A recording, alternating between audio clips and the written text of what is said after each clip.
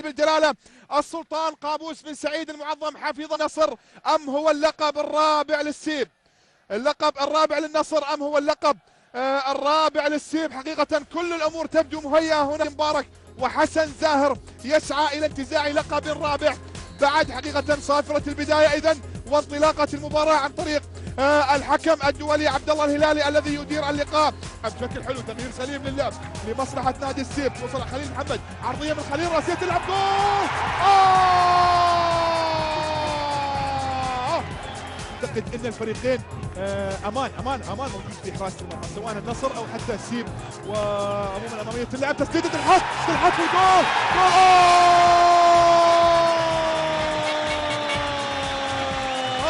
علي طالب في المرمى، خلص علي طالب. شوف الله يا علي، الله يا علي طالب في اللعبه الماضيه ارتمى للكره بشكل جميل من خارج ارضيه الملعب. فعلا الكل فاقد لاعصابه، انا اقول فاقد فعلا وما هو قادر يسيطر، والكل يصارخ سواء مدرب نادي النصر فيكو فيجيتش الذي يوجه لاعبينه ويطالبهم بالتركيز اكثر امام المرمى.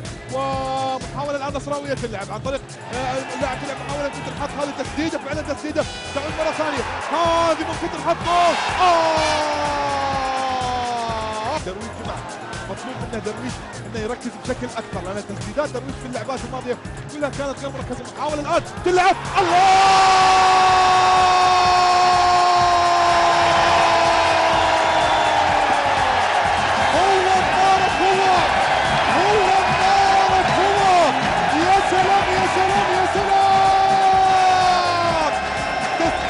صاروخية قوية من برا 18 في مرمى علي طالب في الدقيقة الأخيرة من شوط المباراة الأول.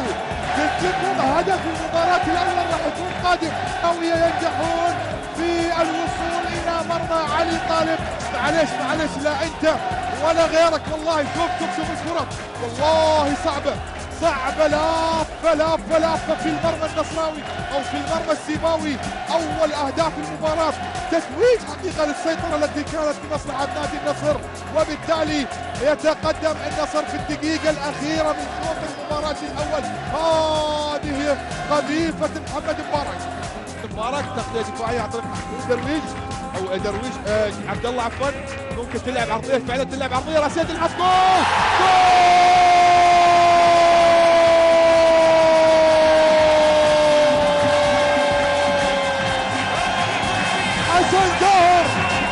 حسن زاهر اذا يعلنها للمرة الثانية. الان قايم ارتقى علي طالب، لكن وين الكرة في المرمى والهدف الثاني في الدقيقة رقم 7 من زمن شوط المباراة الثاني. الشوط الثاني يشهد الهدف الثاني دقيقة رقم 3 أو 34 من شوط المباراة الأول. شوف في شوط المباراة الثاني تتخلص أمامية اللعب. مبارك ممكن يلعبها عرضية لتبوك، مبارك يدخل منطقة الجزاء.